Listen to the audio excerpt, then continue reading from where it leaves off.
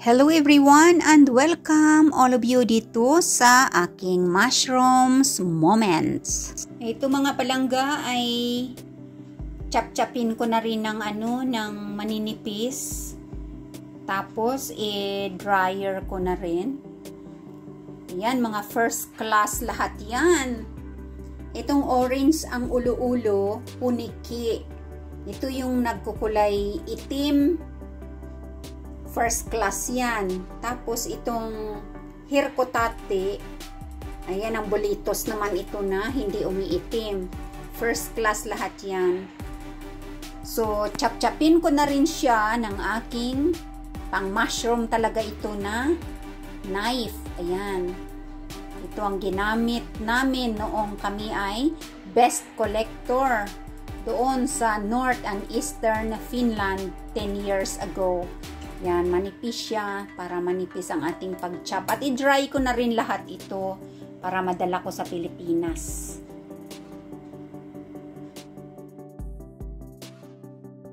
Oh my God, mga palanggingging! Sinurprise ako nila, love. Oh, ayan. Binilhan ako ng aking machine for mushroom drying. Look! Ilang palapag yan. Ayan, para hindi na ako mag-oven. At itong, ito, sabi ko bilihan ng, ng Tupperware para sa lalagyan ko ng mga tsokolate papunta sa Pilipinas sa aking balikbayan box. At bagong Mocha Master. Ayan. Ayan, bago na siya kasi yung luma namin ay, hindi na gumagana pero parang delikado na siya. Kaya bago na naman ang aking Mocha Master. Alam nyo naman, coffee is life. Ayan, thank you so much, lalab, dito sa yung bagong binili na naman para sa Reyna King Ngangabel. Ayan, mamimili ako ng mga tsokolate at kung ano-ano pa at ilalagay ko dyan. Tapos ilalagay natin sa balikbayan box. Ayan. Para hindi siya matunaw. Ayan. O, diba? At ito, excited akong gamitin. Yan. Ilang palapag yan. O, pwedeng mag-dry din pala ng lemon, strawberry, kung ano-ano pa yung mga kiwi, ayan, saging, kantarili, ayun, oh my God. Thank you so much, lalab, sa iyong pa-surprise. Alam nyo naman dito sa Finland, mga palangging, dito sa aming buhay, kami ay araw-araw ay Pasko. Araw-araw ay birthday dahil pwedeng bumili ng kahit anong bagay, anytime, whenever. Ito pala, itong aking mga yan ay ilalagay ko sa balikbayan box kasi ang dami na namin ditong gamit. By the way, anyway, highway, silipin natin ang ating mushroom dyan. Wow, nagda-dry na din siya. Crispy na ba? Tingnan ko nga. Ito yung tatlong palapag na tinitesting ko dito. Umunay, nag-dry nga, mga palangging. Wow, pero syempre kanina pa to. Ang kuryente, ang bill ng kuryente, nagda-dry na siya. Yan, tatlong palapag yan eh. O, sa lang, 50 na na init. Tapos nilalagyan ko ng kalang para, wow. Ayan, nagda-dry pala talaga siya. Kaya lang syempre mga palangging, yung kuryente. Kasi ang oven, malakas yan sa kuryente. Wow, pag mag-successful ito, marami akong mauuwing mga mushroom sa aking mga palanggingging. Ayun. Mushroom pa more. Ayan, si lalab ang bilis. Sabi ko lang, i-check sa internet kung magkano yung machine na dryer ko sa mushroom. Abay, biglang umalis. Pagbalik, dala-dala na. Ayan, meron na kaagad akong aking mga request. Palangging. Testingan na natin yung ating bagong machine sa pagdadry ng ating mga mushrooms. Ayan. Tatlong palapag. 4 na palapag. 5 palapag. Ayan. Sakto. Bali 5 palapag yan. Lahat. Tapos, takpan natin. Ayan, ito yan siya. Tatakpan natin siya. At i-on natin yung ating power. Nakasaksak na yung ating wire. So, i-on na natin siya. Naka-on na siya. At 50 lang muna. Ayan, o. Nagda-dry pala siya. Ayan. Humahangin-hangin dyan sa loob. Parang electric fan pala ito. Ang tanong, malakas ba ito sa kuryente? Ayan. Hopefully, successful ang ating pag-dry ng ating kabuti dyan. Mga palangginggi, excited ako. At silipin naman natin yung nasa oven. Ito naman ang nasa oven. Kumusta, Mos? Ang ating nasa oven.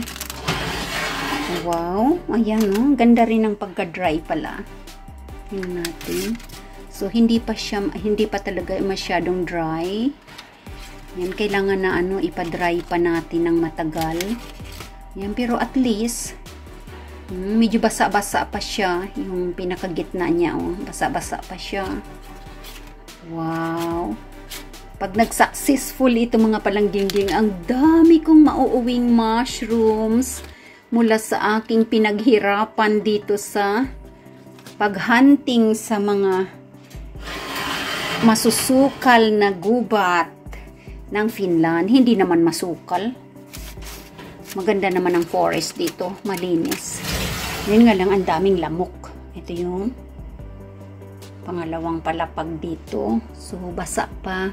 Pero yung mga yung mga sombrero niya, ayan o, dry na. Sige, antabayanan lang natin. Ito ang nasa first palapag. Ayan, medyo dry na rin siya, oh. Wow. Very, very good naman. Ayan. So, hayaan lang natin siya dyan sa 50 degrees dyan sa oven na mag-dry pa more. Wow. Excited ako na matuyo ito. Ayan. At pag nakita na natin siyang para pala siyang electric fan sa loob na magda-dry siya ng ating kabuti. Ayan, 5 palapag dyan. Tapos sa oven naman ay 3 palapag. At ito, may natira pa dyan. Ayan, oh. Kung saan ang mauunang ma-dry yung sa oven, isusunod natin to. So, abutin ako ng 24 oras dito sa pag-aantabay nitong aking pagdadry ng mga kabuti. It's okay. Kasi excited ako at more and more pa ang aking pagkukolek kapag mag-successful. Malay ninyo mga palangginging, magiging negosyo ko itong pag-dry ko ng mga mushroom. Pa sa airport, ang mahal ng ng ilang grama lang, kamahal-mahal. Siyempre para sa mga turista. O diba, magbibenta ako sa airport. Sana all. Harinawa.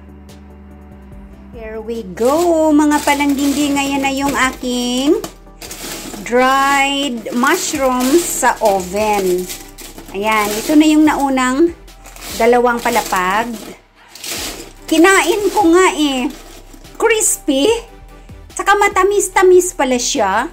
Yan, parang luto na nga siya So, ito yung pinagkaiba ng nasa oven. Kasi parang luto na siya. Parang pwede nang kainin na straight.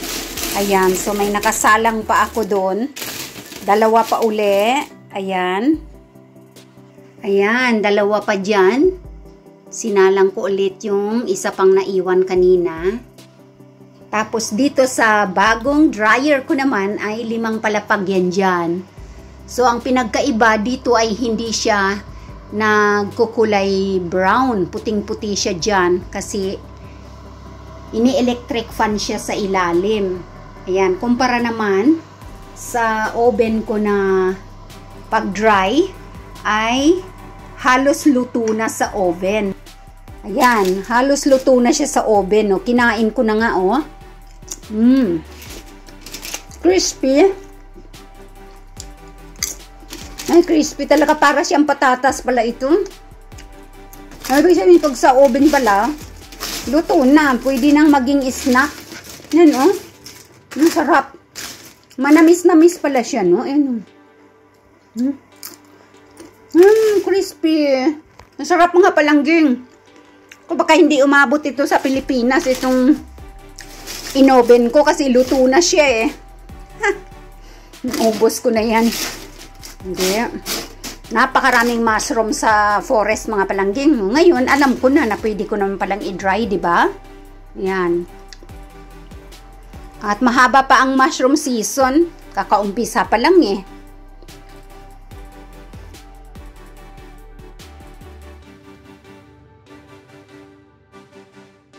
Silipin natin mga palangging itong nasa dryer. Ayan, wow. Mag-aalas 10:30 na dito ng gabi. Ayan siya. So, nagda-dry nga talaga siya, oh, ayan. Oh. Pero ang pinagkaiba sa oven, ito ay white na white siya. Yung sa oven naman ay brown kasi luto na. Ayan siya, oh. At tingnan natin yung mga ibang palapag. Ayan, hindi pa siya dyan. Ilipat-lipat ko na lang siya sa pinakailalim. Ayan. Ito yung mga mga may hasang. Ayan, oh. Oh my God, ang ganda. So, baliktarin ko naman. Ito na, dry na ba talaga siya? Oo nga, dry na nga siya, oh. Ang galing.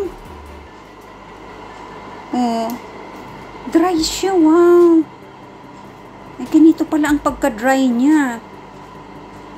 Ang gaan na niya. Ang ganda pala talaga pag itong dryer talaga yung Oh. Akala mo hindi siya dry. Dry na siya. Ang gaan pala ng mushroom palangga pag no? Pag nada-dry. So, baliktarin ko naman. Yung ito naman ang iaano ko sa i-off ko muna siguro. Ay, pwede okay na rin. Ayan. Tapos ilalagay ko yung pangalawang palapag. Ayan. Para mag-balance. Tapos ito naman, yan. Tapos ito. Yan. Tapos yan. Tapos yung una kanina, ito, dry na siya eh. Itlagay ko dito sa taas. Yan. So, ayan siya. At tatakpan natin. Wow. Ang galing pala ng dryer, Ayan, oh. Oh, dyan. Mapatuloy pa siyang magda-dry dyan. Wow. So, mayroon na tayong ideas kung paano mag-dry ng kabuti. May machine na tayo. Ayan. Thank you, lalab. At sa oven naman, silipin natin. Silipin natin itong nandito sa oven. Open sesame. Ayan. Nasaan ang ating pangsapin? Dito sa pinakailalim. O, yan, o. Oh. Crispy na. Ayan. Pwede nang kainin. Diretso na kasi luto na yan. Dito naman sa pangalawa. Ayan, meron pang basa. Pero yung mga sombrero niya dry na. Ito may basa pa dito. Ayan, o. Hindi pa siya, yung medyo maputi pa. Yung gitna. Basa pa siya. Ayan. Wow! So, malapit na rin yan. At itong bagong lagay ko, crispy. Ang bagong lagay ko kanina. Silipin natin. Ayan, medyo hindi pa rin. Basa-basa pa rin sila dyan. Ayan ako. Aabutin ako dito ng baka madaling araw sa pagbabantay dito sa aking mga babies na ito na pinapatuyo. Ayan. May mission pa naman ako bukas ng alas 7 ng umaga dito. Napakaaga nga eh. Anyway, malapit na rin ito at makatulog na. Thank you everyone for watching, members, subscribers. See you again next video. Hasta la vista, baby. Bye-bye.